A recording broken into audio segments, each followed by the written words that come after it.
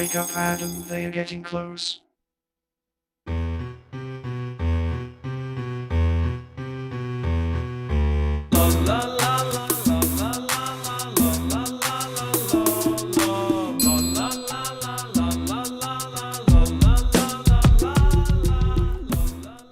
Some of Elon Musk's fans are furious. Newly appointed Twitter CEO Linda Yaccarino chairs the W and the E and the F committee.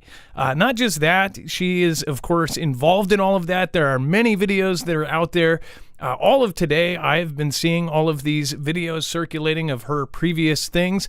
And personally, just from my personal opinion, it's absolutely nuts for him to say all sorts of things about this same forum and then to go and hire somebody who is directly connected with them.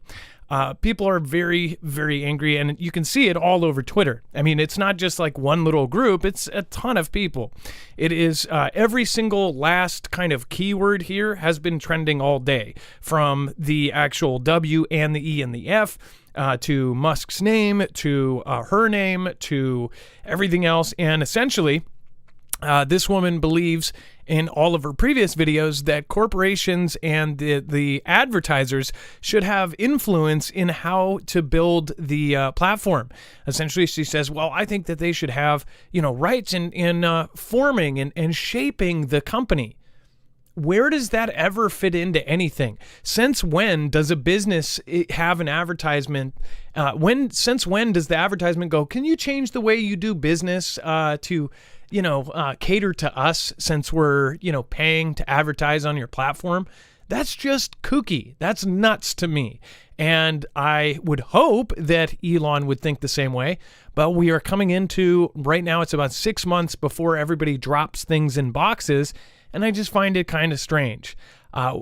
In fact, a Twitter user says, oh, well, watch, everybody will get purged right before, and then he'll come in like the hero afterwards and bring everybody back and say, sorry, this, that was overboard. She shouldn't have done that. It's absolutely nuts to think about, how this has drawn everybody in. Everybody has given their real opinions on the platform now. A lot of people felt safe there, and then this happened. Now everybody's like reeling back and going, whoa. In fact, DT's, our former president's platform, has actually been trending as well. Everybody's listing their thing.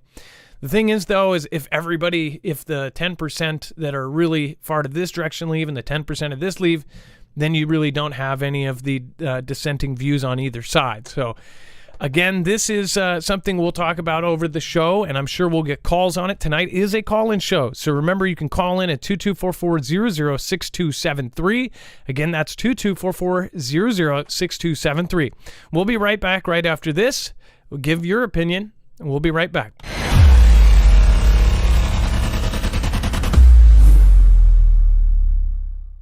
Nothing in the show should be considered legal, medical, or financial advice. The views of the callers can differ considerably and do not necessarily reflect my opinion, Dex's opinion, or anyone else who works with the show. You should always do your own research and consult with professionals. The internet is full of fake news, so please take everything with a grain of salt.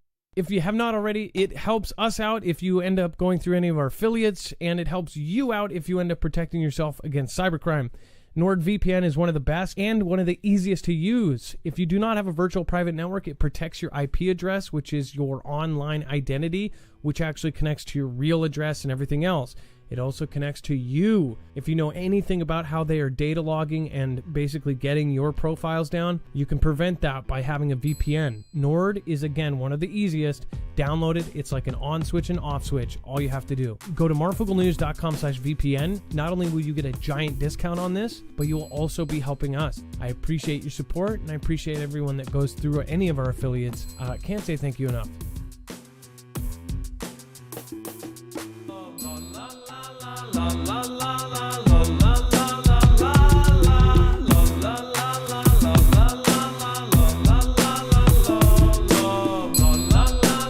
All right, what is going on, guys? It's Adam, aka Marf, and this is Marfoogle News. Before we get started, I just want to let you guys know I'm having some of my issues, health issues here, so I cannot talk loud, and I cannot talk for long periods of time right now. So I'm going to try to get help. And as far as from Dex when he can, when he's not taking calls tonight. But I just want you to keep in mind, last night I actually appreciate people noticed that I could not talk long sentences, and thank you for those of you that actually knew why. But I'm having a flare up, and it's pretty bad, and I just want to let you guys know that thank you for being patient, and I appreciate everybody being patient. And just understand that I am a human being, and this is a live show that we try to do every day. Whether, something's going on or not, we try to get something out there. So I appreciate everybody that understands that. Thank you, everybody, for sticking with us. And then if you haven't been here before, remember to go over to marfooglenews.com. You can find a full bibliography of every single article, tweet, video, picture, document that we have shown you here today. When you go to our website, you'll see it's all organized by thumbnail. Just look for today's. What did they just say? Huge counter. And that's, of course, referencing the huge counteroffensive. Once you go there, you'll see every single article, tweet, video, picture, document. And you'll see a whole lot more. The overflow and the web content is all of the stuff that could not fit into the show, or it's, again, something that would cause a bar fight if you end up talking about at work. So there's lots of really, really great stuff down there. Also, make sure to thank the mods. The mods are going to be in chat, trying to keep it peaceful. We don't insult the callers. You do not say next caller. You don't say anything like that. That's just general rules, and it has been for 5 years now. So that is something you will be muted for. Don't take it personal. And let other folks, if they do get muted after saying that, say it's nothing personal. It's just a rule where they'll just knock it out of there. You'll be back in 5 minutes. Nobody's really going to notice, so don't get offended by it. Again, we don't talk trash about each other. We don't talk trash about other creators. This is meant to be a place where you can come and relax and not have all of this. We're already talking about really scary stuff, which that scary stuff is our current events. So we'll talk about that. Let's bring in my co-host/internet brother, Dex James. What is going on, and how are you doing? Hello, Adam, and hello, Fugle fam. I'm doing just fine, and I hope you're feeling better soon. Well, thanks, Dex. And then, Dex, before we go over to the phones at 224-400-MARF, can we talk real quick about the Elon Musk thing? I didn't get a chance to talk with you about this. I've been tweeting a lot today about this, and just because it's absolutely nuts. It seems like a honeypot or something. It's crazy. It certainly is. It definitely has gotten the attention of everyone, at least in our circles, and people that have had concerns about this kind of thing. Even the prior work at NBC Universal, coming from a media company. Now, I get it. Like, you want somebody who's got some experience working with the media or with media companies, because that's pretty much where a lot of their money comes from. The largest users of Twitter in the past were the media companies. Even if they weren't paying, they were still using it to push out content, probably more so than even the other networks. I think they were all equal, but Twitter was very heavily dominated by media companies. So I get why. But at the same time, like, this whole connection with the W and the E and the F, and what people are saying about that, as well as the comments, like you said earlier, the other comments that were made. I get it, from Twitter's point of view. They have two different customers they have to deal with. They have the end users, and they have the advertisers or the media buyers. So they have to build a platform that works for both, and they have to take feedback from both and make changes to the platform for both. So totally get it, but at the same time, I'm very skeptical on this one. Think about this. So the W and the E and the F had everything to do with everything. If you've heard some of the speeches by the people at the very top, they're very open about this. They are the ones who they have a plan called the reset, only with great in front of it. They meet every year in Davos, Switzerland. As you guys know, we've been talking about the potential cyber event, catastrophic cyber event that is from that Davos meeting. They actually said that there's a 93% probability of a catastrophic cyber event in the next 2 years. And that was all of the most elite cyber experts in the industry that all ended up going to this meeting, right? And that's where that number came from, is this meeting with that. I just think it's crazy that somebody with direct, 100%, absolutely direct ties with that is now going to be heading up one of the most influential platforms in the world. So that is something that is a little bit off to me. It's just, I guess it's kind of ironic because we've heard 5-6 months of him. He even has specific comments. People are going through his older tweets and they're picking up, like, he says that this. You could look at this a couple different ways. Like, think about this. Elon has a reputation. Anything he touches turns to gold. Well, you can't turn something to gold if you can't get advertisers.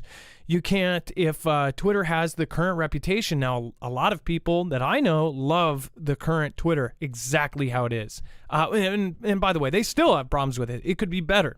But they like it with the current vibe around it right now because it is this like pushback against this whole censorship of free speech thing. At the same time, advertisers, all of these companies, the same ones that did commercials for all of these social causes over the last couple years, the ones that are all like in lockstep on certain cultural things, those won't touch it, right? Or at least a lot of them won't, or they're not putting as much money as they used to into it because now it's not a glorified activism platform, right? Well, if he's gonna truly have this thing blow up and make millions and millions of dollars, he's got to have those, right? You could look at it that way. Another thing, though, is she's not only the CEO of that, she's the CEO of what it's turning into, X. X is going to be a payment platform, and you're going to be able to pay right on the spot for things with X, right? This whole X thing is freaky in itself, but now you have she is at the head of that. So this all of the things that people rumored about, like where that could go, and then all of a sudden somebody like this is in charge of it, it has people asking a lot of questions. Now, he made a comment prior, and by the way, I found a tweet. Dex, I forgot to give this to you. I tweeted it today, and it's probably 2 or 3 tweets back, but it's on, I believe, May 3rd, and it is of her. And she said, she actually tweeted directly to Elon saying, hey, for our new partnership, this is before the announcement by a week and a half, 2 weeks, for our new partnership, what about Periscope in Paris for the Olympics? Could you possibly grab that? And I know you're probably going to take a minute, so we'll show you guys that later, but because I got it. Okay, so... But I want to show you this. Nobody really caught this. And now, obviously, before the announcement, it didn't mean really anything. But as I was looking through stuff, I saw this. And I don't think anybody else really pointed this out until I did. And I was just kind of blown away that nobody was talking about this, that they said this. And it's more than just like, oh, you could have guessed it from that. You couldn't, as far as the partnership thing here. But it says, this is on the 3rd, and it says... Linda Yaccarino, hey, Elon Musk, here's an idea for our new partnership. Our new partnership. Is she talking about the CEO thing or the people behind her in the partnership? If you see the video of her meeting with him and he interviews him, she says, will you today, in front of all of these advertisers, will you say today that will you not tweet after 3 a.m.? And will you say today that you'll bring back the Influence Council? Do you guys know what the Influence Council is? The Influence Council is where they essentially shape and make the platform what they want. Dex, go ahead. I was just going to say that reference on the screen there is NBC Universal and the Paris 2024 Olympics, I believe. Yeah, 2024 Olympics. So that's probably what she's referring to as the partnership with NBC Universal and Twitter for whatever programming they're going to be doing around the Olympics. So she is still currently at NBC, or is this previous? No, she just resigned. She resigned NBC Universal like yesterday or today and took the job. They announced the job. He announced the job yesterday, but wouldn't name it. Okay, but why would... Probably because she was resigning. If she says our new partnership, I don't think she's talking about that because she resigned. Unless, do they still have a partnership with NBC? Resigned. Yeah, that's May 3rd is when that tweet was made. and she resigned today, the 12th. So does Elon? She was still the head of marketing at NBC Universal on May 3rd, and that was a public statement. So okay, but as far as I looked, there is no NBC and Elon Musk partnership. So what partnership is she talking about? If there is an NBC partnership, then she's talking about here's an idea for our new partnership. That means she's speaking for NBC, saying that NBC and Twitter are now partners. If NBC, yes, because she was the head of marketing for NBC. But there was no partnership. So what partnership was she talking about? Oh, they all have partnerships on the back end when they pay for the advertisements that they pay for on there. So those are all partnerships. As of 2023, others said that they haven't worked with NBC since he bought Twitter. But maybe that's wrong. Well, we have to look maybe into that. That's a good question. Like I'm just saying, like if they were doing something or planning something for 2024, then that's why they would be referring to it as that. Well, it makes sense. And if they bring back Periscope, is it going to be Periscope, or are they going to name it X or something else? Because basically the idea is Periscope for Paris 2024. Periscope pretty much is goners, right? Or whatever it used to be. I know that we used to broadcast on it, and then it just said, I think it just stopped. Didn't it? Dex, didn't it just like stop at one day? We just couldn't do it anymore? Go ahead. Oh, yeah, I think they still have video. It's just I don't know if they call it Periscope anymore. It's just now Twitter video. But I haven't used it in a while. So but I know when you're watching videos doesn't... on Twitter, you can heart, when you're watching live streams on Twitter, you can heart them just like you used to be able to do on Periscope. So I think they integrated it at some point. I don't know. What do you guys think? Let me know in the comments down below. Others said that there was no partnership between NBC and I was thinking, man, that's...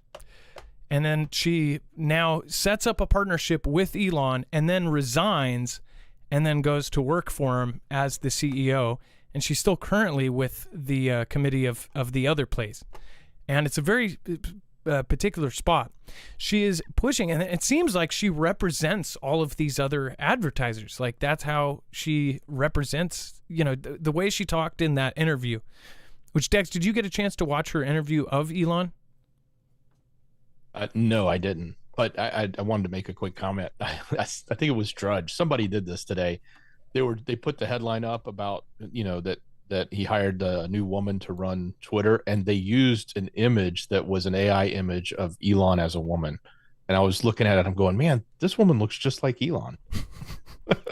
Don't make me laugh. I can't believe they did that. But I can't believe because they was so legit at first. And then I'm like, it took me a minute. I'm like, all right, they're just trolling the world. Yeah, well, yeah, I guess to troll the biggest troll is not that big of a deal, right? And then early heat wave in the Pacific Northwest could break records. This sucks, and I hate to report this because we have already put up our AC unit, and here none of us have built-in AC. We all have those portable rolling around ones, or if you do have one, like we had, our old apartment had one, and it was just half broken because we don't have crazy heat here. So we're not ready for this kind of thing. What's crazy is just the other night I was watching the documentary. It's a 40-minute documentary about it's Fire in Paradise or something, and it's about the fires down in California. And I actually didn't see, there was a lot of video in that, and I found out a lot more about how many people got stuck in that. And we, of course, everybody back then, I covered it, all of the people that got stuck evacuating. And it actually reminded me a lot of all of the disasters that will happen in these small towns. It completely reminded me. It won't be fire, it will be water. But like Ocean Shores and West Point, Ocean Shores is going to be in this Cascadia earthquake whenever this thing hits. There's one two-way road out, and even if they do two roads out of Ocean Shores, they're going to be stuck. There's going to be thousands and thousands of people. If it's during a summer, they can have upwards of 500,000 people there during summer. I think the actual population is like 5,000 or 6,000, but when they have a full summer tourist, all the hotels filled up, it's like 500,000 people. There's absolutely no way during a time like that they would, even if it was 100,000, even if it was 50,000, That town was 40,000, and it was a complete cluster, and people got stuck on the road. So, but mind you, the way this comes into this, though, is this heat is most likely they're going to say this is starting fires. We're going to have this fire season. I have hated the last couple years. These fires have done the craziest things I've ever seen in my life. Never seen things like I've seen in the last couple years. And everybody is debating on why it's happening. One thing I either way, whatever way you believe, we can all see this craziness happening. And it's like whether you think it's on purpose or it's because of this or it's because of ourselves, it is horrible around this time of the year. The last few years, like it got so smoky that I ended up bringing my one of my extra air purifiers to our local coffee shop because it was so bad. Their owner basically did nothing for them, and they were sitting there all day in the smoke. And if you saw the smoke, it was biblical. I just felt so bad for the people there and the employees that it was horrible. And ours, after I think it was 3 days, the normal filters that you buy for like the HEPA filters, it was black. It was black as black after 3 days. They're supposed to last months, not days. Let alone after about 2 hours, I remember checking it just to see, like curious, and it was yellow after just 2 hours. And that was inside of our home. So I could only imagine sitting there for 8 hours a day in a place where they don't have AC, they didn't have ventilation, they didn't have anything. It was so bad I almost put them on blast. It was so horrible. And during the heat, during the 118-degree day, they did not have any kind of AC. I was blown away by that. But this is going to break records. It's going to be bad. So here's a smaller prep thing that all of you in the Northwest can do. There's most likely going to be crazy weather all summer long in the entire country. That's what they're saying.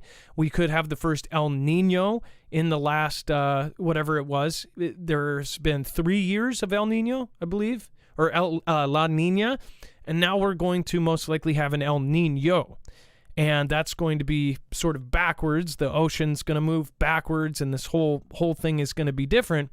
But what it's going to bring is craziness as far as weather goes. As far as our weather is going to be deadly, and I do believe that. And I've actually talked to a local meteorologist that I've known since I was 13, and now he's about to get a job, his first job at a local radio station. But he said he's never seen anything like it, and he's been studying it for 12 and a half years. He said that just everything year after year. And I don't even want to put him on blast of what he thinks. And his is crazier than most regular people's views of this. He thinks there's definitely something behind it. But as far as this goes, this is something you can prep for. Have water handy. Make sure to not stay out there. If you're working outside, make sure that your bosses know it. If you're doing construction, especially, if you're out there, don't be afraid to tell your boss, like, hey, we can't do this. We can't work out there in this. If enough of you do it, they will listen. I know. We did it a couple years ago, and it doesn't matter. If everybody is on the same page, then there's nothing they can do about it. And then monkeypox, known as mpox, showing signs of return. Now, I've talked about this since we obviously had this weird stuff going on with, they ordered a bunch of different V's for different things. And it says that it's time for bisexual men to pay attention to mpox, formerly known as monkeypox. They actually renamed it or re-nicknamed it. That's the message from public health authorities and LGBT health providers as cases rise in some countries and small clusters of infections in the V have been detected in Chicago and France. The W and the H and the O on May 11th said mpox no longer presents a public health emergency of international concern because global cases have declined and countries are better equipped to respond. But that doesn't mean the threat is eliminated. Last year's mpox outbreak started in the spring, driven in part by festivals and events and other celebrations popular among the men that go there, the men that like men, where attendees are traveling and having with new partners. They're basically saying, like, all of these fun raves where everybody's getting it on is what's happening here. It sounds a lot like it's like the new AIDS, right? It sounds a lot like it's turning into that, right? It says, I don't think it's a very high risk now for people, but it is something they need to be aware of and take up action for they plan for summer. And it said that public health authorities aren't expecting a repeat of last year's explosion of cases, more than 30,000 in the U.S. and 87,000 globally, because of greater awareness and widespread V. So that's probably the important part. The more they point out, like, hey, if you go do something about it, then you'll probably be good. I'm sure there's a group of people afraid. Here's the solution: reaction. And then 530,000 migrants illegally sneaked into U.S. since October border crisis. This is, again, just there's numbers coming out over the last week, and it says over 500,000 people have crossed into the U.S. illegally and have not been stopped by Border Patrol in the last 8 months. 530,000 people. U.S. Customs and Border Protection, CBP, Chief Roles Ortiz said that they have been an estimated 30,000 migrants slash gotaways since the beginning of fiscal year 2023, which began in October. Gotaways are those, I mean, they have to explain it, who were spotted by Border Patrol but unable to be apprehended, triggered motion sensor cameras in remote areas, or were otherwise known to have stolen into the country. The true number of people who have made it into the U.S. illegally is likely to be even higher, probably much higher. If that's the people that they spotted and seen, that doesn't include all the people that actually got in. It says Ortiz revealed, and those are the ones who got away. Those are the ones who were like, hey, stop again. Give me the megaphone. Stop. For some reason, he's not stopping. Did you hear me say stop? Oh, you did. He gave me a thumbs up. He heard. Nope, he's still running. Oh, man, he's over. Well, oh, there's another one. Stop. Him too. He did not give me a thumbs up. Wrong finger, buddy. Oh, whoops. Wrong finger. Too much? Probably. Ex-ByteDance executive accuses company of lawlessness. I see Ganda when I saw this. I just think of it because, and by the way, I think that the platform is part of their, domination plan. But I think that the U.S. doesn't like it because they can't control it. I do believe that as well. But it says a former executive at ByteDance, the Chinese company that owns TikTok, has accused the technology giant of a culture of lawlessness, including stealing content from rival platforms, Snapchat and Instagram in its early years, and called the company a, quote, useful propaganda tool for the Communist Party, which I actually believe is true. But it's like they never let a good disaster go to waste. The claims were part of a wrongful dismissal suit filed on Friday by Yintao Yu, who was the head of engineering for ByteDance's U.S. operations from August 2017 to November 2018. What do you want to bet that Yintao Yu, this guy who's coming out and saying this, is probably $500,000, $1 million, or $2 million richer all of a sudden? But of course, that won't be put out in public, I'm sure.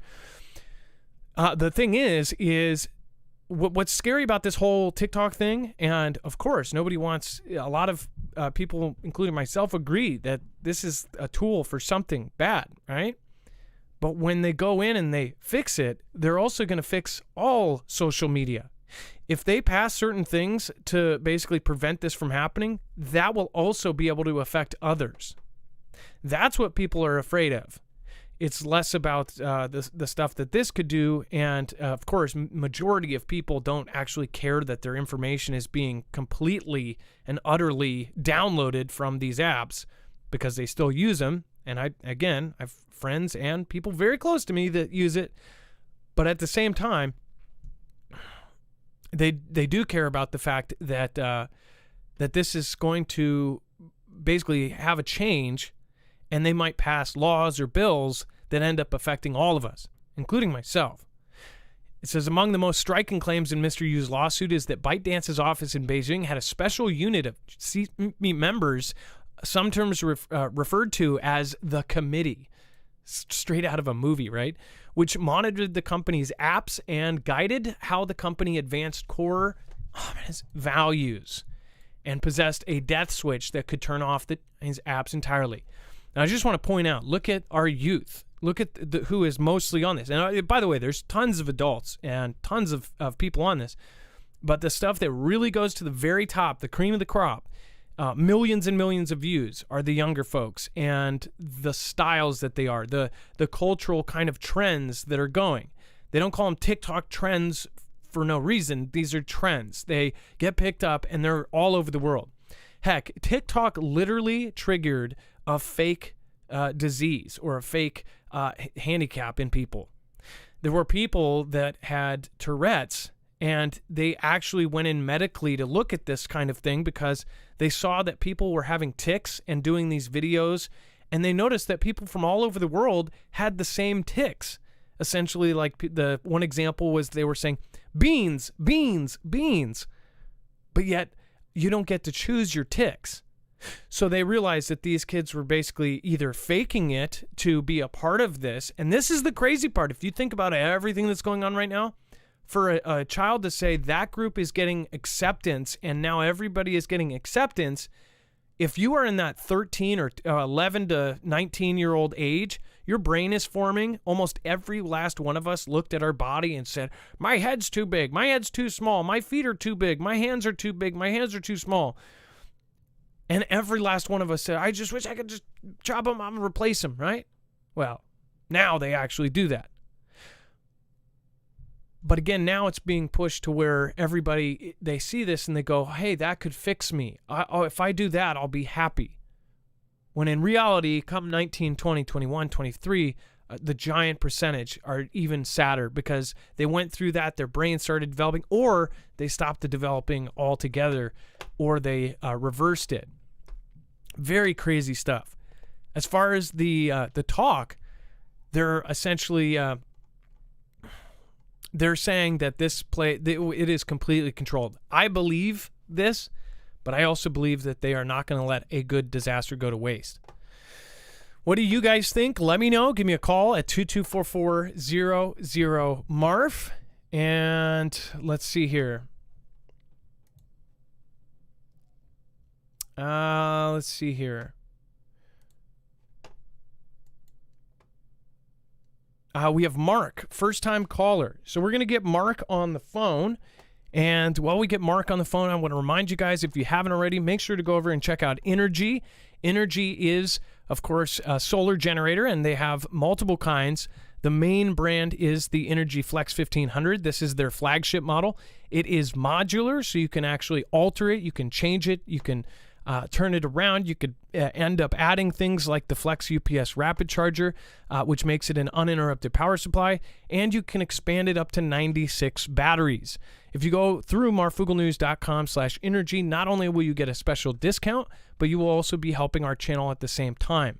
You get a discount, you end up helping us with a commission, and you get something that could possibly save your life and save your power. This gets its power from either you can plug it into the wall and charge it like a giant battery bank, or you can plug it into your car, charge it from that, or you can charge it from solar panels. So again, you can get packages with solar panels. Highly recommend getting the supercharger if you really want to go long term. Again, that allows you to plug in up to 12 panels with that mod. So very, very cool, and it's very, very tough. They're built like trucks, and they are incredible.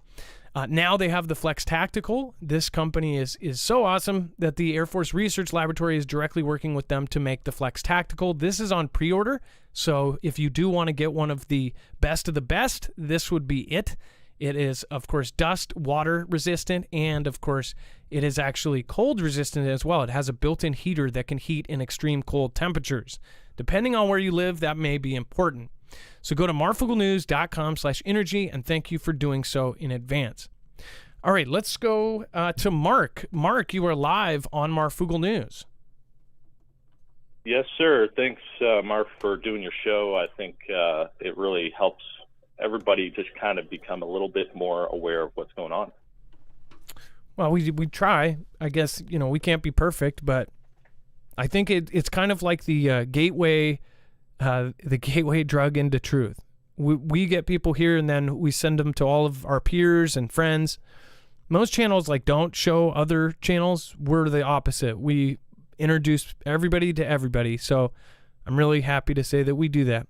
So Mark, let's see here. You said that you wanted to talk about the prior Canadian Forces psyop in Nova Scotia. What is that? Yeah. So I don't think this happened about 3 years ago, and I don't think many people would know about it. Probably most of your viewers don't hear much news from Canada, and I think just so you guys know that a lot of Canadians are U.S. supporters and support your values. So this was a military organized exercise, and the military actually came out and apologized and says this exercise was a mistake. And it was about it's not a lot, but it doesn't take a lot. Again, on a psyop, you're testing what you can get away with. So in this condition or this case, this exercise, what happened was a bunch of a fake letter was sent out, and it was noted as the forestry department had warned people about a lone wolf or a gray wolf that was out and about. And that's, again, you're getting into people's heads. You're putting fear into the local population. And again, some people found out. The forestry department came out and said, this letter's fake. Don't believe it. It's not from us. And then again, the Canadian Forces got wrapped up, and they had to come out and say this was our mistake.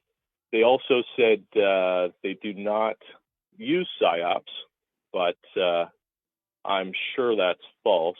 And it's on deployments, psyops are always used, and it was a shock to me that they would be exercising on Canadians. So.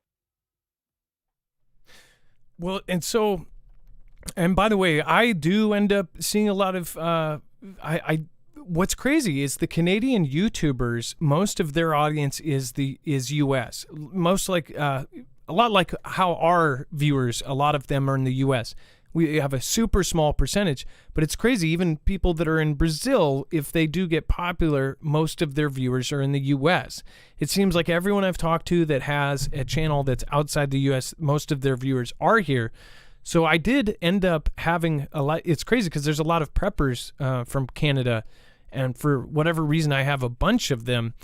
I believe we actually got a call about the Nova Scotia stuff before, but it's so crazy that a lot of people do not realize that the stuff that's going on with Trudeau and the stuff that's going on in Canada is very connected to the U.S. They don't call it our top hat for no reason. There was all of the stuff that happened with the truckers and everything else. I mean, we're very connected in ways they don't know.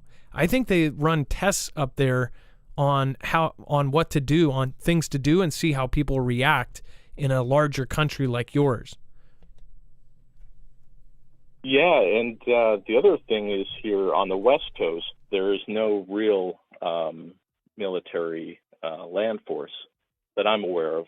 So it's, if anything were to kick off, I think there would be a kind of a sore spot on the, not that we would do much at all, but we kind of just wait for the states to shield us, if anything. Yeah, so that's what I wanted to kind of talk about. Maybe some of your viewers weren't aware of that, but there's all kinds of stuff going on. And I just wanted to bring attention, the Canadians are watching your show and support what you guys are doing. Well, thank you, Mark. And then do you know about the whole agreement that Canada has with China? Were you aware of the agreement they have about how China can actually send in troops? They can send in citizens essentially without notifying anyone, not even local police, as long as they are doing Yeah. it So to protect an asset of their own? there was another news article a few years ago where we actually had pictures of, and I can't verify, but if you look it up, you can find it. There was China troops in military fatigues on Canadian soil on the West Coast doing some sort of exercise. No weapons were in that picture, obviously, but again, a lot goes on. Not a lot of people hear about it unless you're close by. Yeah, and they're usually large properties where it's, acres and acres of land, and they have a building there. Like, if you didn't know about this, if, say, they own a huge property, say they own a 100-acre piece of land with a building that trains something or trains people, they can actually fly in even and have their own runway, land there, have troops set up and prepare that place, and they don't have to notify anybody. I don't even think they have to notify. They have some sort of system as far as how they fly in and stuff, but they don't have to notify to do that. There's this crazy treaty. And what people took of that, they said, well, they could be amassing troops to the north if at any point, hypothetically, they were going to come into the USA or something like that. They could literally amass on the other side of the border, and the border security is super, super lax. As far as compared. Go ahead. I did also remember that there was another training exercise, and I think it was winter training, that the Canadian forces had canceled, and that was probably a year and a half ago or two. So again, just a lot of stuff goes on, and it might not be really, it's not really brought up too much on the news, but I also saw that Florida had some new laws put in place to prevent adversaries owning land near military bases. So I thought that was great. If only anybody in our government would have any kind of sense of looking ahead would be beneficial. But I just found another piece. In a shocking revelation, Canada's Department of National Defense has confirmed it allowed Communist China's army onto Canadian soil to observe its winter training exercises. It's just, this is just, it makes you scratch your head, to say the least. Well, Mark, thank you for calling today, and I appreciate you calling again. Thank you for being first-time callers. It's hard to get people that haven't called in. A lot of people are afraid to call in, so I appreciate it. And it's your first-time call. I hope it's not your last. Go ahead.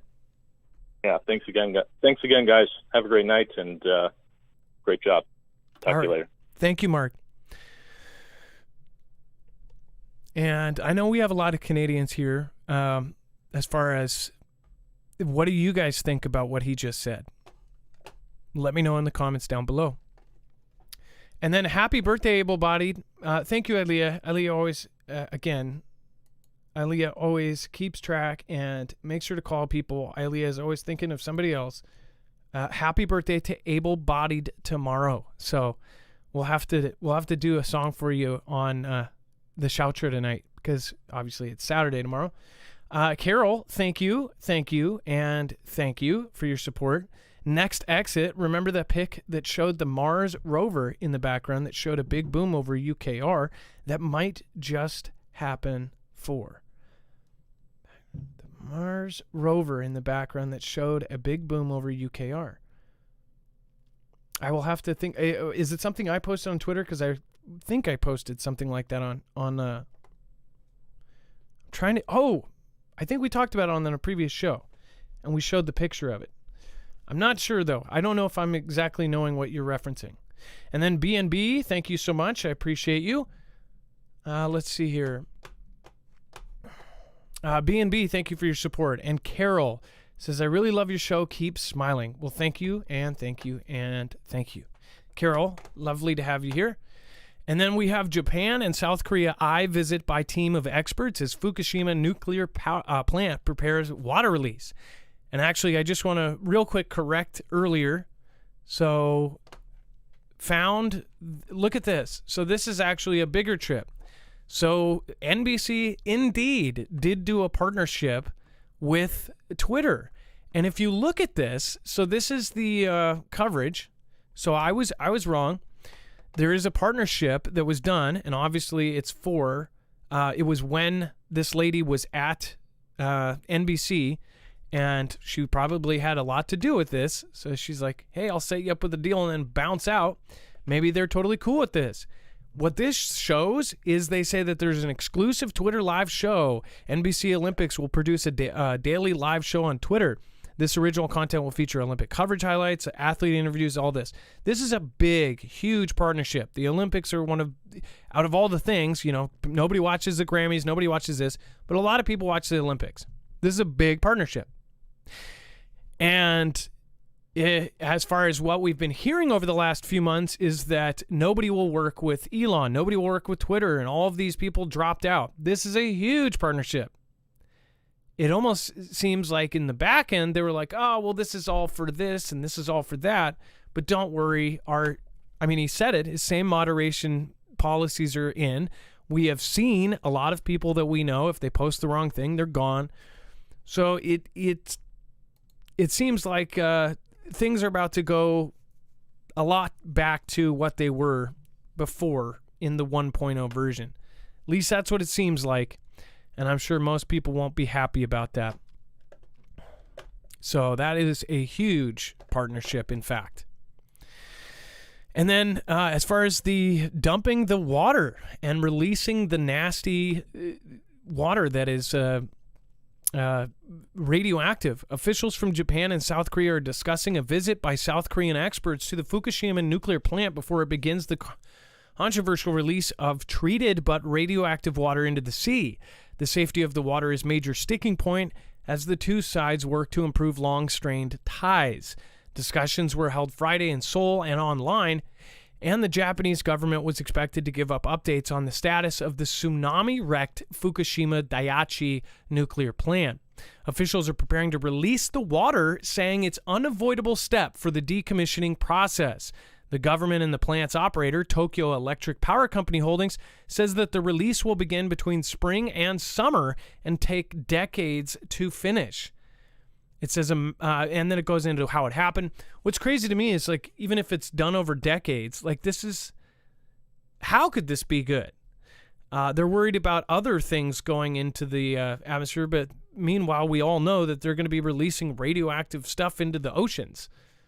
I mean, what do you guys think about this? Concerned about cows, yet they're dumping their crap in the water. Sounds kind of backwards, but what else are they supposed to do? Is there a better plan? Should they have done something else? Navy SEALs new mini submarine to be operational within weeks. The first examples of a new special operations mini submarine should be ready for the real-world operations before the end of the month, according to U.S. Special Operations Command. The Dry Combat Submersible, or DCS, offers significant benefits over existing designs in U.S. Navy service, known as SEAL Delivery Vehicles, or SDVs, in which individuals have to ride underwater fully exposed to the elements. Officials from U.S. Special Operations Command offered updates on the status of DCS this week at an annual Special Operations-focused conference now known as SOF Week by MSubs in the United Kingdom. And then, of course, MSubs is part of Lockheed Martin. And this is, I think this is it. Yeah, this is a prototype. So this is a prototype of a mini submarine where I don't know if this is a single person in here. This looks a bit big for a single person, maybe multiple. But what's crazy is this is to deliver SEALs and to be able to pop up wherever. Dex, go ahead. Yeah, I think it has two. It requires a crew of two, and it can carry a team and their gear a certain number of tonnage that it can carry, depending on what they're trying to do. But that little pop top on it, the interesting thing here is it can surface up and get them into a location where they don't have to swim. The problem is right now they're using these devices that can transport them underwater to other locations, but they're exposed in the water the whole time. So if it's cold and things like that, it can be more taxing on their bodies when they go in for a special ops or something. So if they can get right up into a port or get right up into a place and then just pop out this top and have a shorter distance or a less time in the water, or even deploy a raft with a motor on it to get to another location. This is pretty advanced. This was something they actually tried to do in I want to say the 80s or 90s. They were trying to build one of these, and the whole program just completely failed. It was too noisy, and they've since not had a solution to bring the SEALs into a location outside of their traditional method, which is just swimming or using a device that pulls them along and motors them under the water. So pretty advanced stuff they've got. If this comes out and it works as well as they're expecting it to, this will be pretty cool. If you've ever watched any of those special ops, made for TV shows, movies, etc., you kind of see what they do, at least to the extent that they tell us. So. Well, so the thing, this is pretty big, so I would guess that it can't go in too shallow, but they can get as close as they can and then go out. But it's like, it almost makes you think these SEALs, that's what they train for, is to be in like freezing waters, this and that. What we all envision, and you probably know what they're talking about exposed, is the divers hold this like big motor and it jets them along, right? It's basically a propeller that they hold on to underwater, and it, what divers use. You've seen it in movies. Rather than that, they're in this and they're cozy. They probably even have cable with Starlink in this thing. They'll probably be able to watch the Olympics on Twitter. I mean, this is great. Maybe it's making them too soft. Who knows, though? I wonder how it's going to launch, though. Is it going to launch from another sub, or is it going to launch from a ship?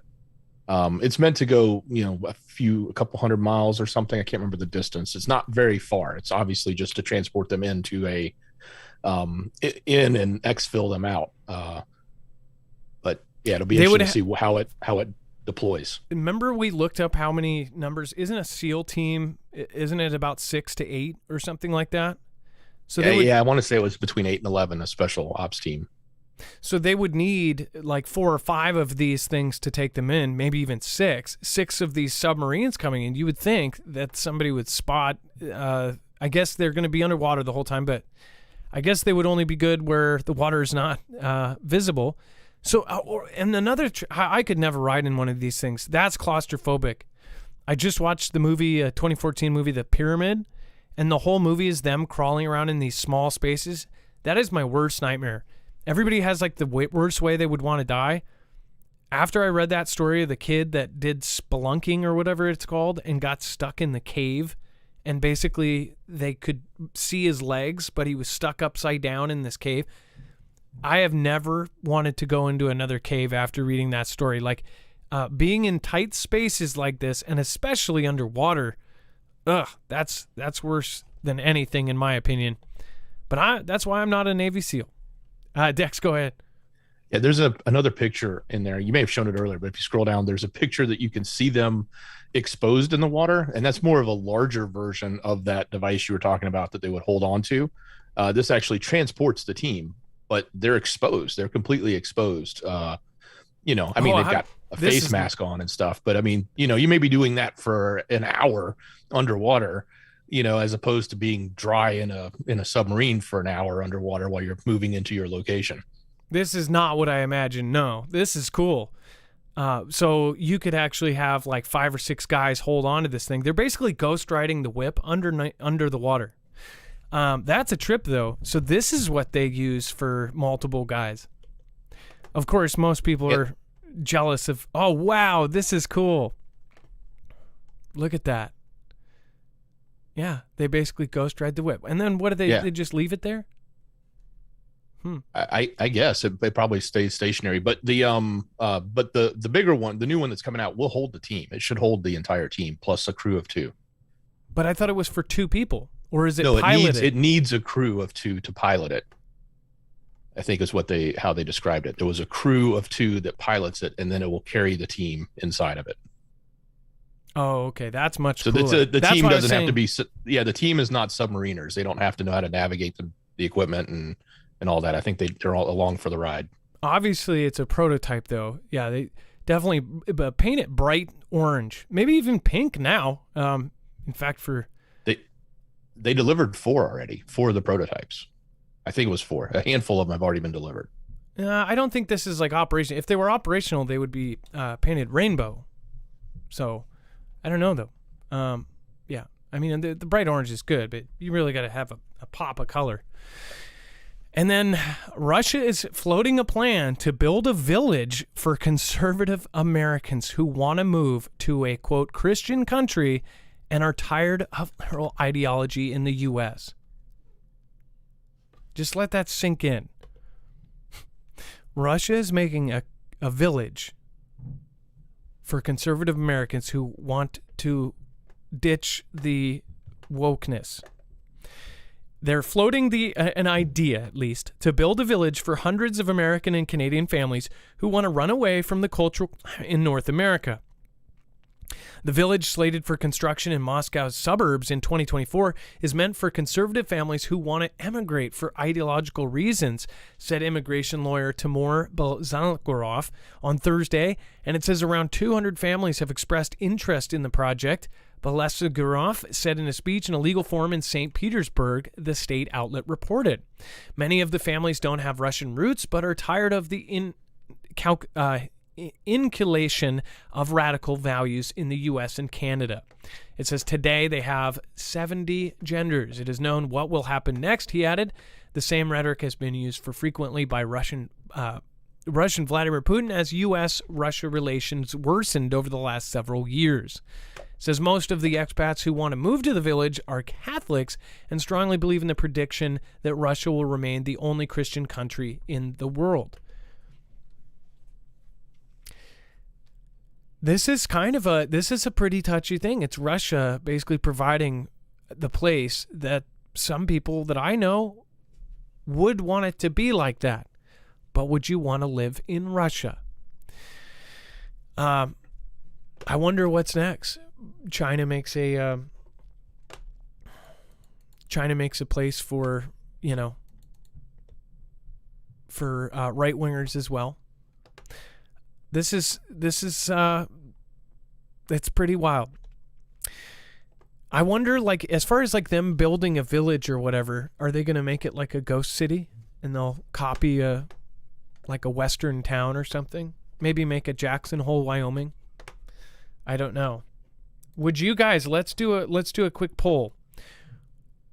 How many of you would want to move to a place like this, even if it's in Russia, if there's a village made that doesn't like all that? Mind you, you probably won't be able to have free speech or any of those other things, but let's just say, hypothetically, you could move to a preferential thing. Press 1 for yes, 2 for no, and 3 for maybe. We'll pop open the chat here and see where people are on this. How many of you would move to Russia if it was all traditional values? I bet we'll probably be surprised. And, I bet a lot of people are going to be afraid to answer what they really think because afraid of people calling them and, carrying somebody's water or something.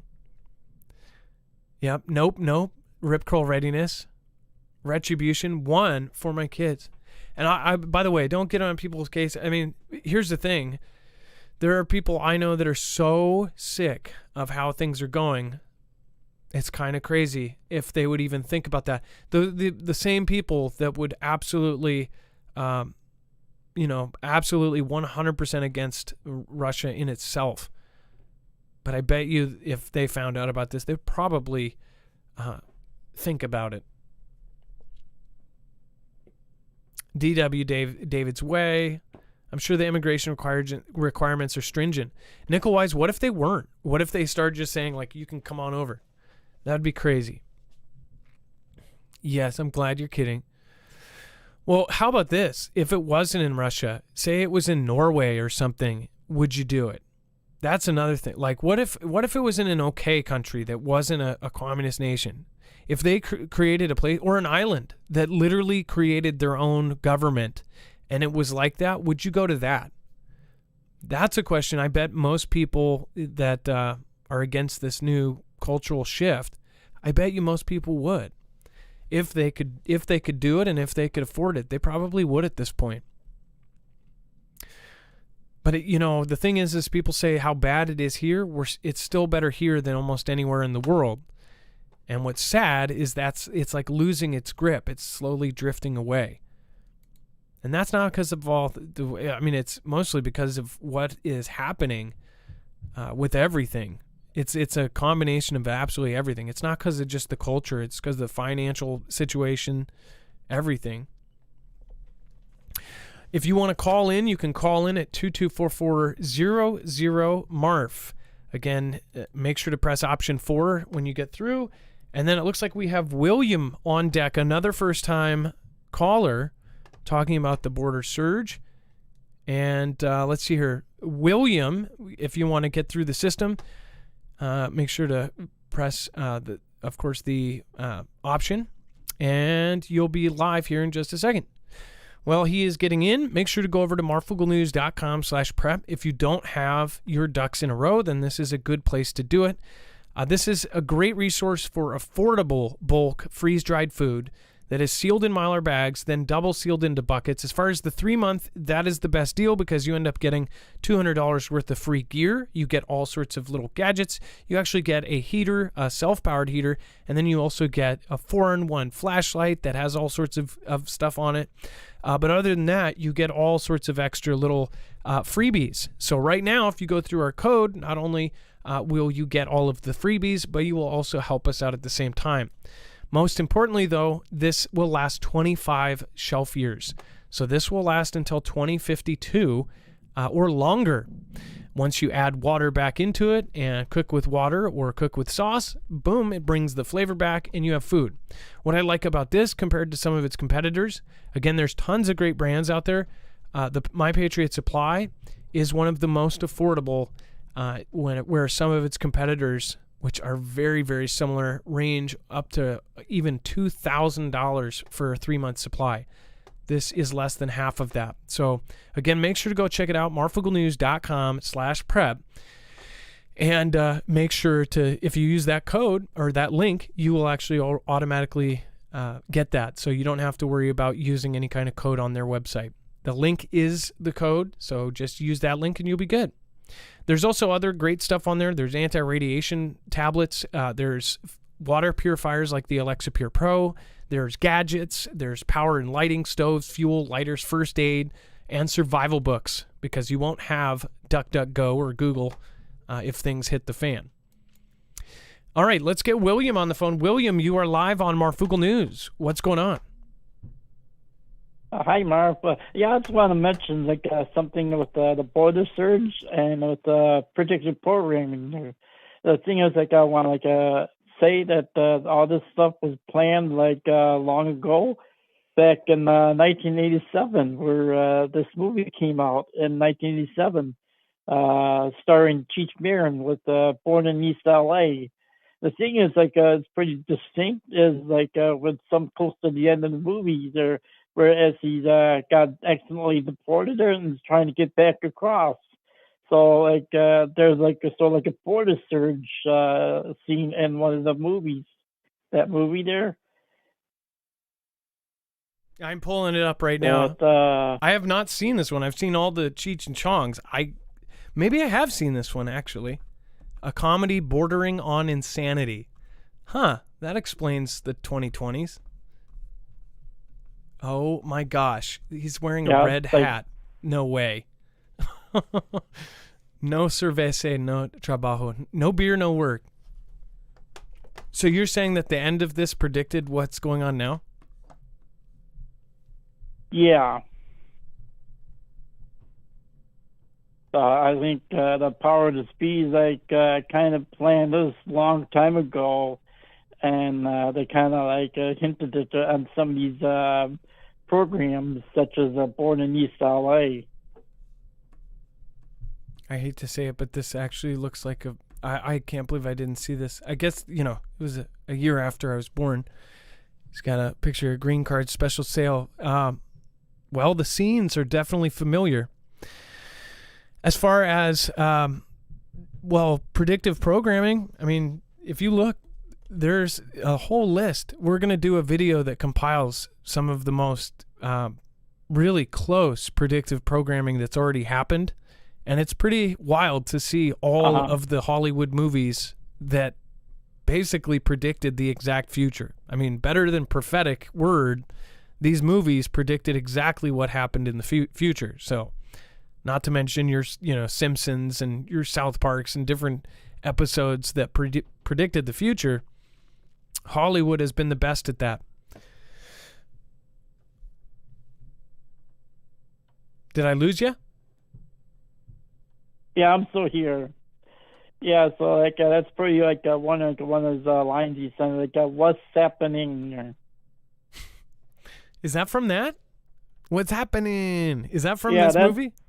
Yeah, what's happening? I've heard that line. Yeah, well, the thing is, what's happening is they kind of planned this long time ago, and this is kind of coming in for a crescendo. Well, crescendo it is. Well, I'll have to check out this movie. I feel like I've seen it on TV, but they probably wouldn't even show a movie like this on TV anymore, even on the classic stations. Like, I grew up on older movies, but of course, this was, new back then. I'm surprised I haven't seen this. I've seen all of his other non-Cheech or Chong movies too, but I have not seen this one. Well, thank you for calling in, William. And now I have to watch it, and I'll give you my feedback on it. Okay. All right, William. You have a great day, and God bless. All right. God bless you, and Godspeed. Godspeed. What did you guys think of this movie? I feel like I've seen this scene right here. I don't know. It hurts to laugh. I don't know why this face is so funny. Oh gosh, can you see that on the right?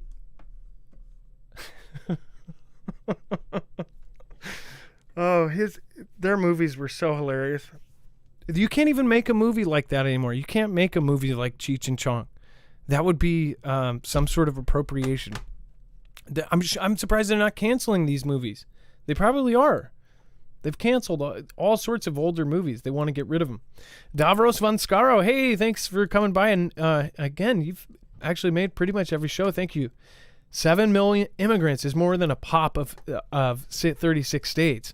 Yeah, that is more than the population. Wait, is that more than the population of 36 states? Gosh, is our population that centered in so little states? That's insane. Davros, thank you. Musk will lose all respect if he hires the WEF chair. He already did. That's the thing. He already did. That's the crazy part. She is the new CEO. Oh, I don't know if. I guess what you're saying. If she officially takes over, seems like it's going to happen. Maybe he's trying to appease both sides at the same time. It seems like, get everybody to feel, totally safe and secure to say whatever they want.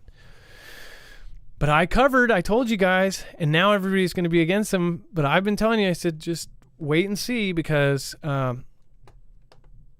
if you think about it, to have everybody follow something and then crash it down, the DHS was monitoring tweets and all of that stuff. It's like,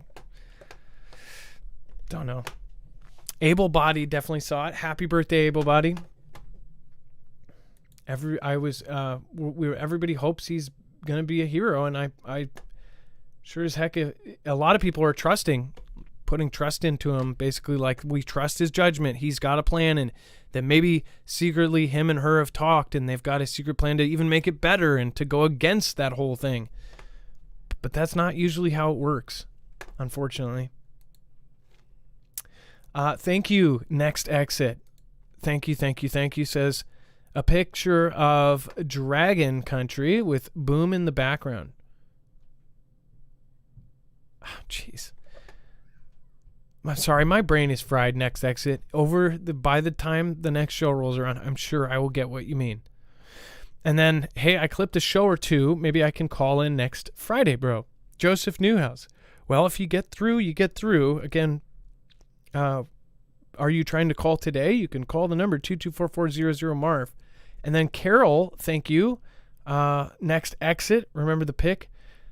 Frankly, Joseph, we've been pumping it a lot more, and I think it's because on Thursday and Friday it's a lot harder to get in. I've been getting a lot of emails from people not getting through, and that's because we pump it all week, and then on Thursday and Friday we've been getting almost all first-time callers. So that's actually unusual. You know, people are calling with 2 or 3 phones now. Let's see here. Keep the faith. Aliens are real. Shane Reed, thank you again for your support this week. B&B, Ilea, thank you. Carol, thank you. TR, wait for it. Mitchell Wintro, thank you. Kenny Crowder, I hope you're doing well if you're watching the replay or if you're here live. K. Parker Frazier, Jessica Lancaster, Fairies of Venus. I just want to say hi. Thank you so much. Nana of Montana, Zen1AZ, KT Cleans a Lot, and Tennessee Mountain Girl, of course. Thank you. Chanel Beveliqua, wherever you are, thank you. And you have a blessed day. All right, let's see here. Let's move along. Dex, are you able to go cover the concern about the exodus from Russia?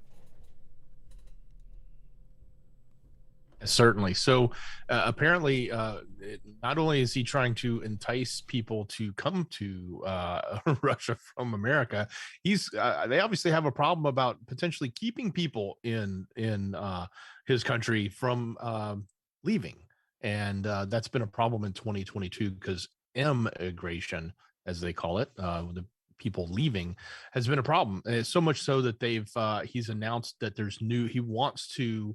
Or they've included a new clause in this decree that, quote unquote, states they want attractive financial, social, and other mechanisms for retaining human capital and reducing the outflow of the population. Obviously, you don't put that into something that's brand new without, having a reason to do it. So that sort of maybe adds a little bit of credence to the fact that there was a little bit of an exodus at some point or during this time period for the last year, I guess, given the fact that conscription goes on. I think when that happens, a lot of people aren't happy. I mean, we even had it here in America where everybody went to Canada, not everybody, but enough of people went to Canada. Conscientious observers, whatever you want to call it. But I think there's other terms for it as well. But anyway, that's the point. I guess they're claiming that this is in his new decree that he put out, and this particular quote sort of draws attention to the fact that they actually did have a lot of people leave during the last year specifically.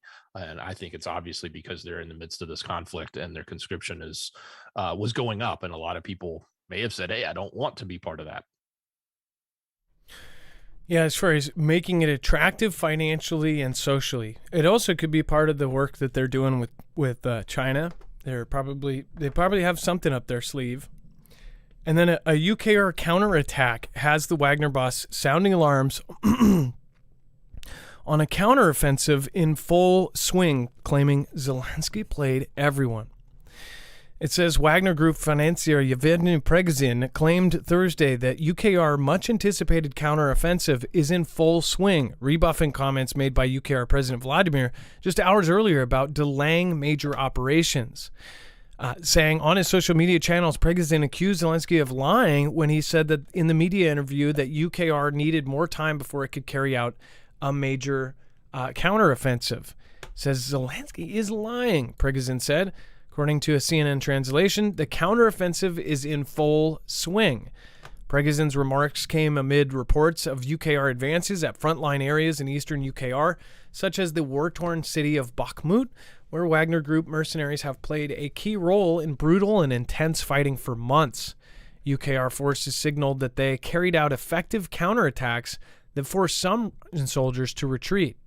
Thanks to our well-thought-out defense in the Bakhmut sector, we are getting results from the effective actions of our units.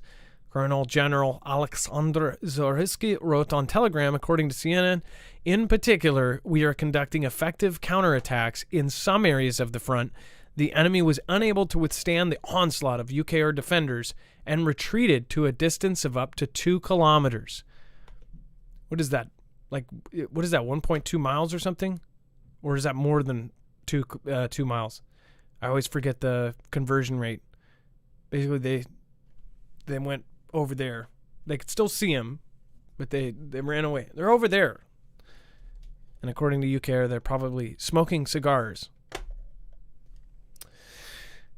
And then Luhansk factory hit in apparent UKR missile strike.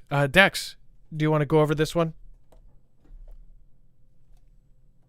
Yes. If you take a look at this picture, you can see quite a cloud of smoke coming from Luhansk. This is apparently a factory that was part of the military. I think it was doing repair and resupply for military vehicles.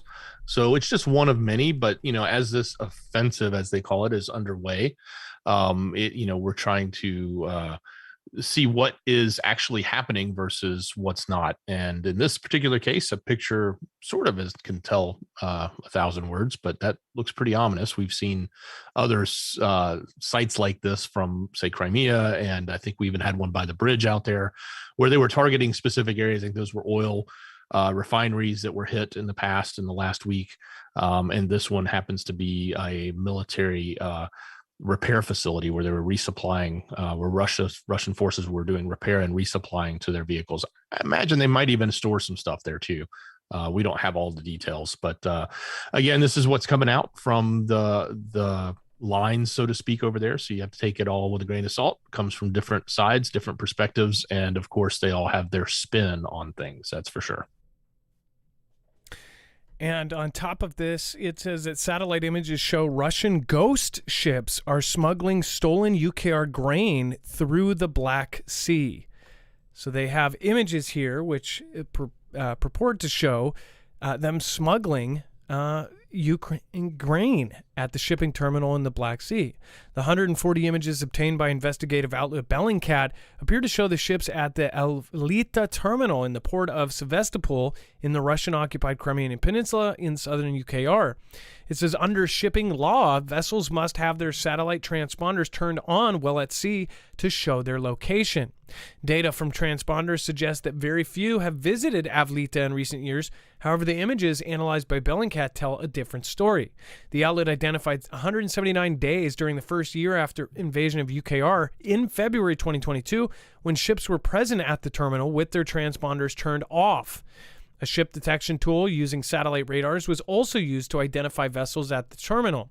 The investigation apparently backs up reports by the BBC, the Associated Press, and other news organizations showing that Russia is using the Avlita terminal to transport stolen UKR grain. According to BBC investigation last year, the grain is stolen by the Russian military and farmland in UKR. It has it occupied, loaded onto trucks, and transported to Russia or to Crimea. They're basically like, snatch, and then I think that's the sound effect that goes along with that. That's when they're giving it away. In Crimea, it is mixed with Russian grain and given a fake export certificate, and the report said that this is transported on ghost ships, otherwise known as ships. The ultimate destination of the ships is unclear, and many ports refuse to dock Crimean ships carrying grain, but some of them were detected at Iran points, Bellingcat reported. The UKR government in April accused Russia of stealing several 100,000 tons of grain in the wake of last year's invasion, and Russia denied the accusation, Reuters reported. So, as far as... go ahead, Dex. I was just thinking, much like we have money laundering, I'm assuming that they're having to deal with grain laundering or, any type of thing that they're sanctioned on that they're trying to ship out. They're having to launder it. In other words, can they ship it from one location to another and then maybe do some switcheroos at that other location, in this case, the S country, and then maybe reship it from there so that they can then get it out into the market or collect money for it. So obviously they're working around the system. The system's it's hurting them in a way that it's forcing them to do this, but at the same time they're obviously finding ways to get around it, whether it's in this case stolen grain, as they call it, or in other cases just shipping out and selling things that they're already sanctioned on, like oil and other stuff. Well, As far as I think the only thing we can absolutely know for sure is the sound effects were dope. The rest you got to take with a grain of salt. Oh, you see what I did there? A grain of salt.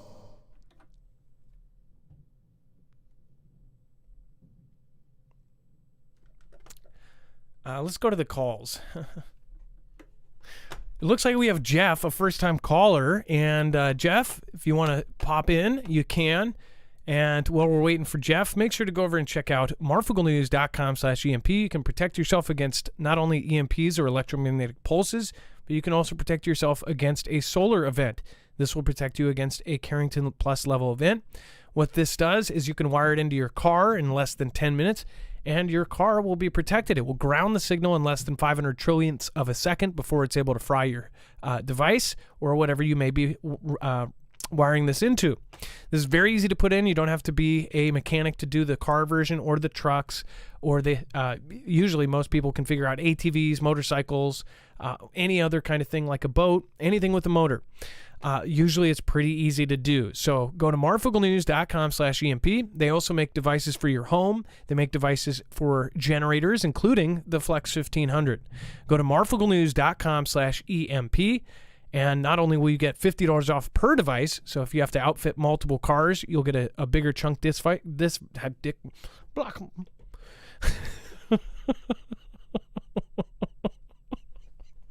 It hurts to laugh. It got worse every time I tried.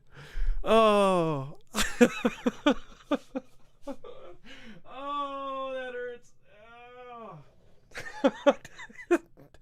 Oh. I'm so sorry. Excuse me. I just said something. That's what you do when you don't want your friend to, or your girlfriend to get with somebody. Okay. And it stacks on top of their discount. Any other the sales that they're doing.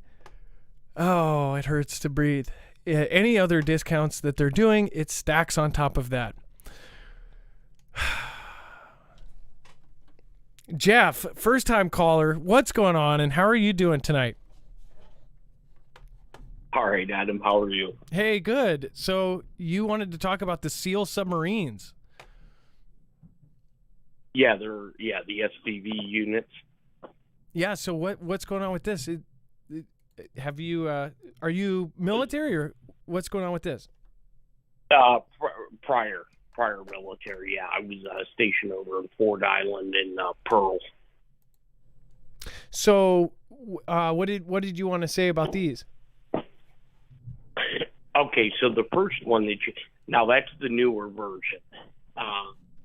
So basically, the other version of that sub, it's all hydro propelled, and you actually can fit 8 guys into that, and you physically take on water as the system, it's hydro propelled.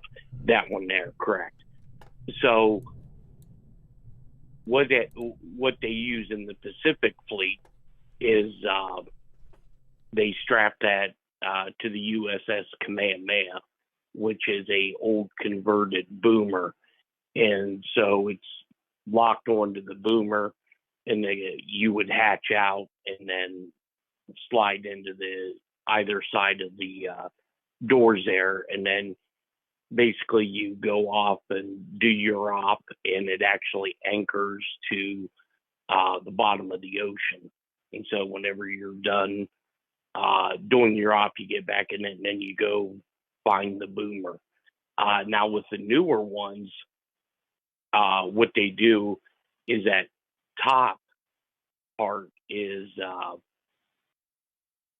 actually like a suction, and this is all open out in the public.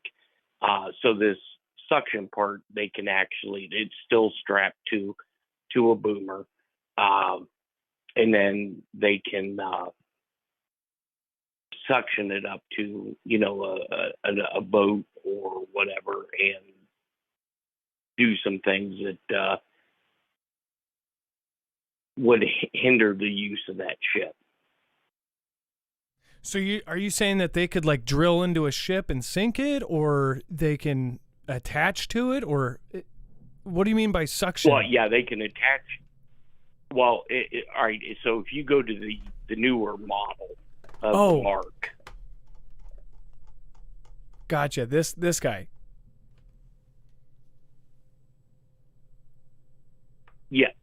Yeah. So that top part's a suction, and so they once they suction it up, then they can hatch out and go from there. So as far as, could this be underwater and opened where, so does it have to surface for them to get out? Because it seems kind of counter. No. So this can be underwater and they can go out. Correct. Does that mean that it fills? It's all. Does that mean it fills with water? Excuse me one more time. Does it mean that it fills with water? This one doesn't. I mean, it has ballast tanks, buoys tanks, but the first one, it physically takes on water, and the water's pushed out through the shaft portion.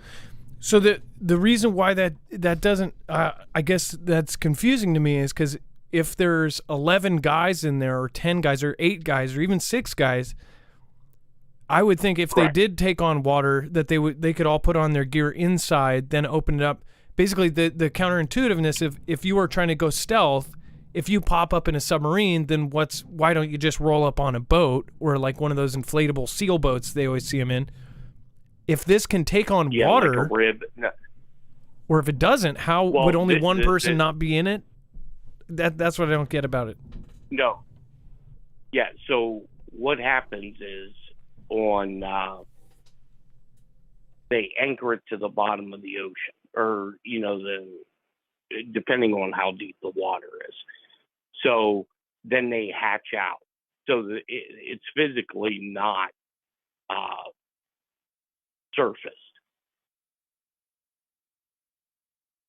I guess my confusion is, if they open that door, you've always seen like the area of a ship, they have to pressurize it. They'll let the water in, but have a door closed so it's not getting into the main part.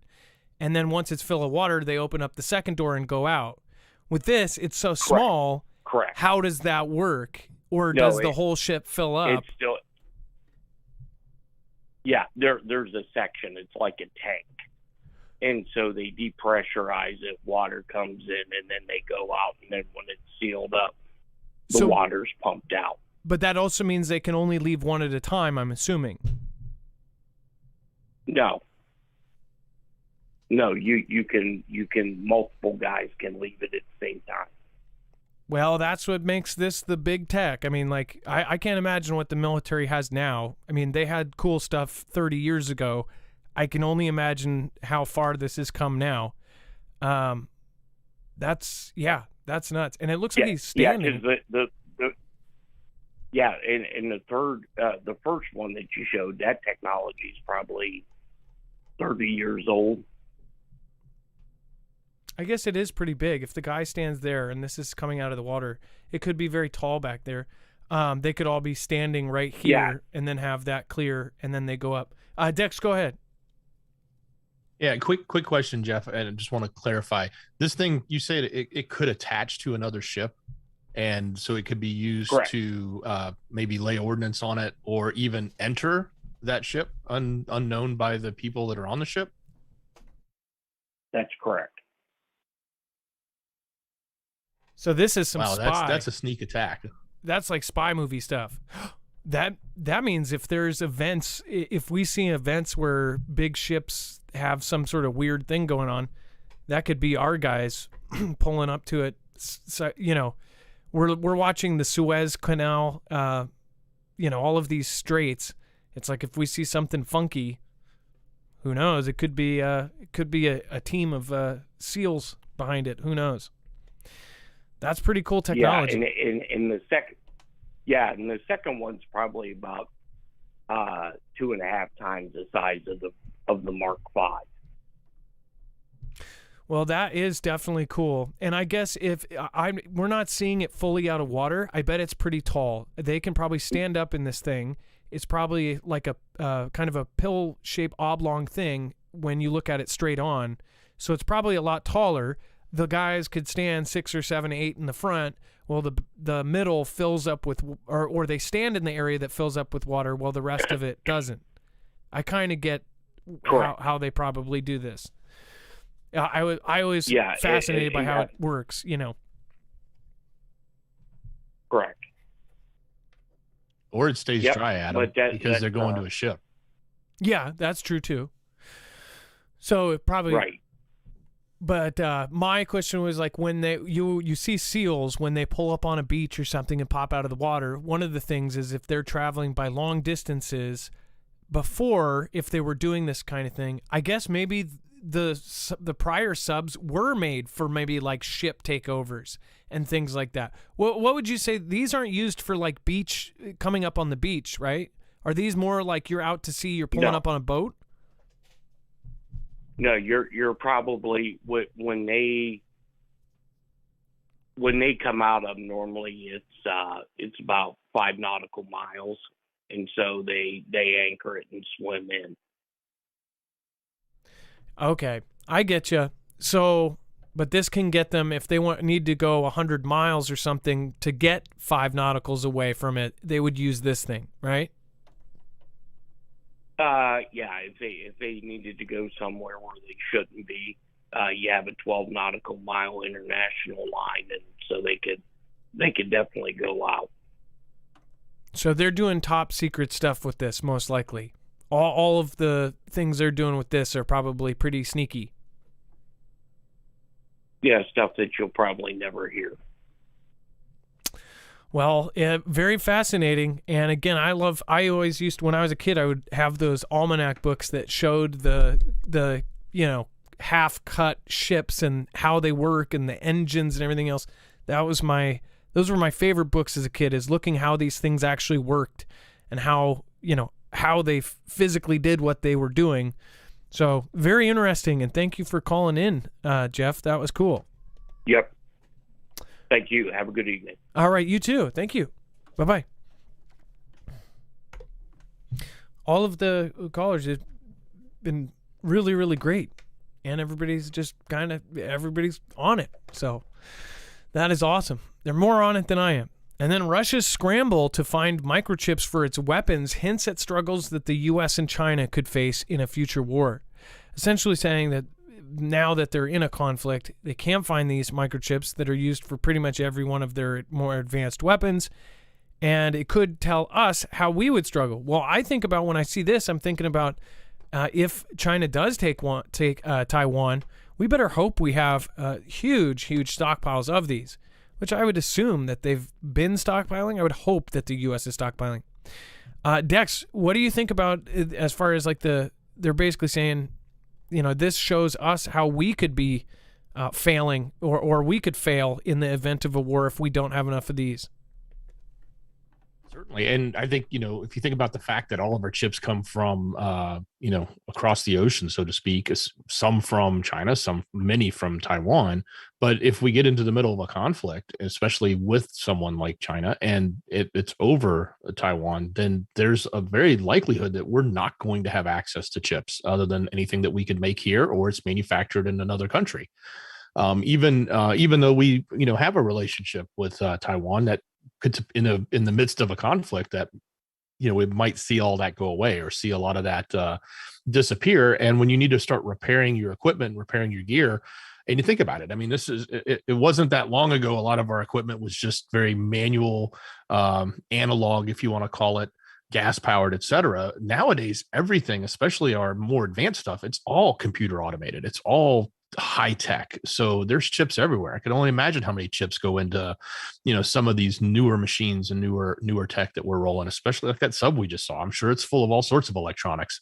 So if all of a sudden you're in a position where you're having to repair, replace, even manufacture that because you're in the midst of a conflict and you can't get the supplies, it's sort of, we've been saying this this isn't new news. Like this isn't, this theory has been talked about, especially in our community, for a long time. We've always said our dependence on foreign components, even for our own military, is a huge risk. Well, guess what? Here's a perfect example. Look at what's happening to Vlad in Russia. Like, they have a need for all these chips that they don't manufacture, and they can't find them. They can't get them because of sanctions, because of, lots of different things. So yeah, definitely. At least what we're seeing is the exact evidence of what we've all talked about could happen, and it's happening to them, and it could easily happen to ourselves.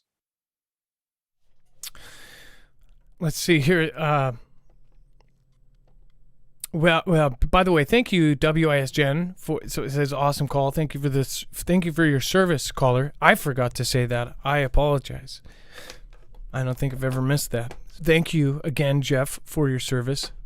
I thought that was a cool call because of any submarine stuff. Ever since I was a kid, by the way, I would like to correct myself. If it was a big sub, I would love to ride in a big submarine, but not a tiny one.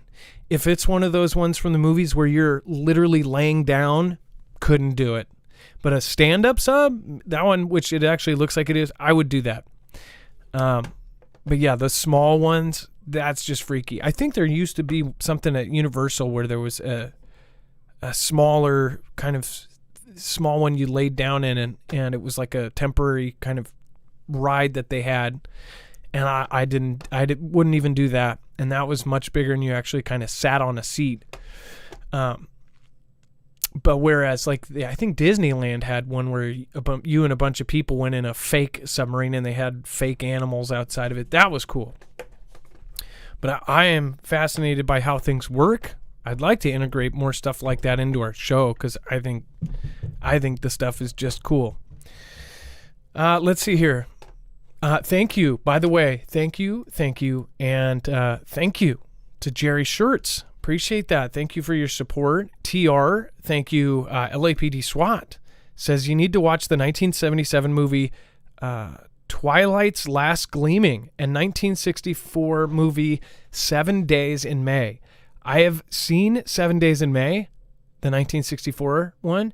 I have not seen Twilight's Last Gleaming, and I've heard about that. Obviously, famous saying too, Twilight's Last Gleaming. I have not seen that. I wonder if that's available. It's harder to find the older movies. Some of them, a lot of old movies you can find on demand and things like that. But it's harder to find the older movies more and more now. And let's see here. Thank you, Carol. Thank you, B&B. Thank you, Shane. Thank you, Charity. And thank you, Steven Seville. Thank you. I appreciate you. Thank you for subscribing. And let's see here. Thank you. Tons of folks just popped in. It looks like a lot of new viewers. So thank you. Thank you for all the new subscriptions. Thank you for the new members and badges. Thank you, Ray the Way. Thank you, Laura. Thank you, Laura Gittens, Shannon Scott, Michael McGonigal, Sean Penn, FG. Thank you for getting the Marfoogle badge. And Jennifer Jackson, Stephen McMahon, Mark the Vicas, Ray Nomadic, See Hear Think, Spanky Barnes, and Richard Ball. We have Life is Better on Stilts, Red Pilled, Celtic Warrior, Wings and Wags Patriots, Sean aka Red, Carrie Onandan, Raven Ranch. Thank you for joining and getting a badge yesterday. And then Mitchell Wintro, You Are Soul, and John Frederick. Thank you guys for all getting that badge. Again, that badge actually will change over time. Once you hit a month, it will change. Once you hit 2 months, it will change. 6 months, it will change.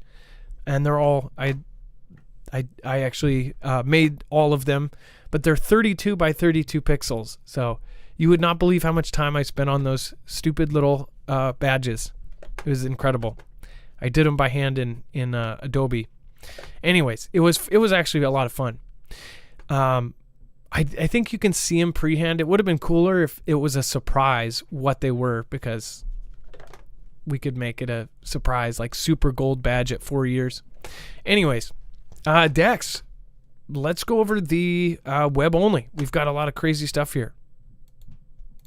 Yeah, we certainly do. So for all of you new folks who haven't heard about the overflow, it's real easy. Just go to our website, marfooglenews.com, click on the thumbnail for the show, and it'll take you to this webpage with all of the content that we just covered, all of the links to articles and sources and tweets.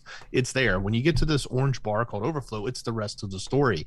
Everything else that we put together and put on the webpage for you to go look at and read about. And then below that is the caller information. So links to the video, commentary and other stuff that's down below from the caller. So in our overflow, lots happening right now. There was I don't know, weird, but just a different thing in the news that I hadn't really noticed, but about a rivalry going on between some bike organizations that are out there.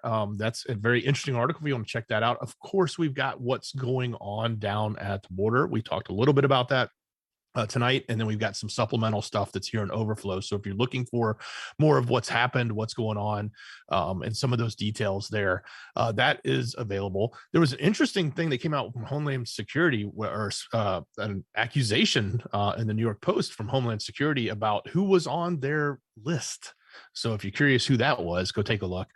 We definitely have the updates with UKR, what's going on there, F-22s to things that are happening, updates on that Kinzhal missile, et cetera. And of course, the Wagner boss, they're all in the news. We've been trying to cover as much of it and make sure you have all the information, even though a lot of that stuff is very Ganda-ish and coming from different sides, but we do want to make sure it's available to you.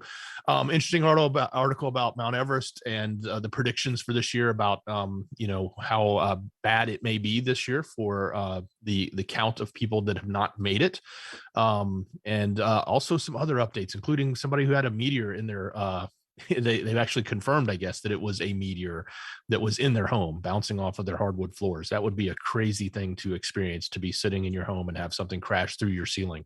I know we've covered that numerous times, so I think this one was a prior one, but they actually did confirm that that's exactly what it was. So all of that and so much more, it's right there on our website. We put it together for you every night.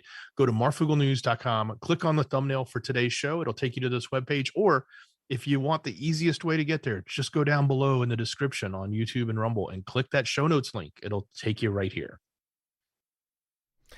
And I thought that was interesting. The Mount Everest, a lot of the people that have perished there are still there. Wouldn't that just be wild to climb up the thing and basically go, oh, there's somebody, there's somebody, there's somebody. It reminds me of something like out of Indiana Jones. Like you just find somebody frozen there. That's just so wild. I never even thought of that. They say it's so expensive to get people down. And then the Navy SEAL who went to UKR because he couldn't stop fighting.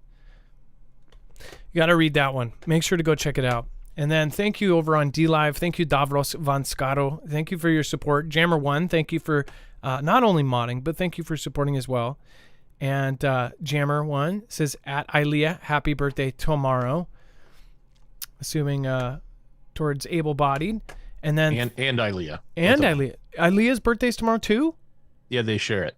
Oh, man. And she didn't even say it's my birthday. She said it's... Okay, so, well, we know what we have to do. Our mission is clear. We have accepted it, and it hasn't self-exploded.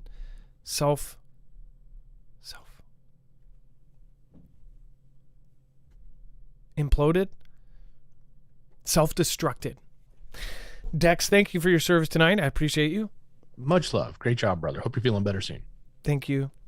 Be safe, be prepared, and Marf out. It is now time for the shoutro. It's not an outro. It's not a shout-out. It's a shoutro.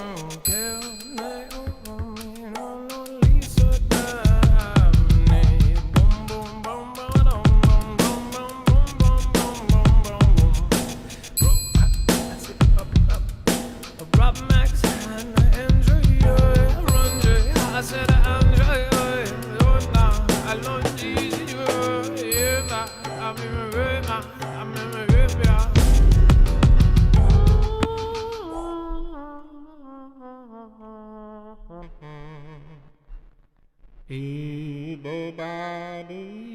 everybody, everybody, everybody.